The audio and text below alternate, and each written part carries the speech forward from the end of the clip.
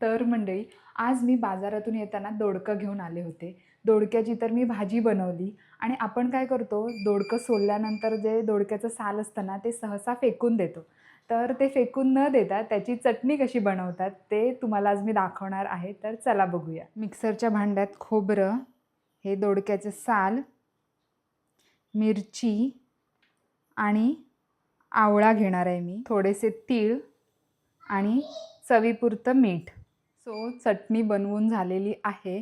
ह्यात जर तुम्हाला आवळा आवडत नसेल तर तुम्ही लिंबू टाकू शकता आणि तुम्हाला आवडत असेल लसूण तर ती पण ॲड करू शकता आणि आपली चटणी रेडी आहे. सो श्रावण चालू आहे आणि आमच्या मालवणी भाषेत असं म्हणतात की तोंडाक काया म्हणजे भाजी किंवा साईड डिश.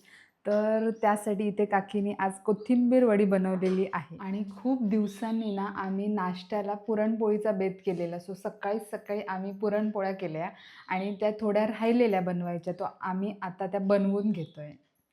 काकी एक नंबर पुरणपोळी बनवते आणि ती अशी लाटते बघा, प्रोफेशनल. परफेक्ट गोल आणि अशी टमकन फुगली पाहिजे पुरणपोळी. त्याच्यावर मस्त तूप सोडायचं.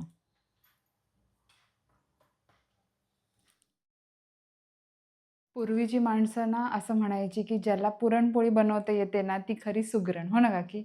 अगदी बरोबर.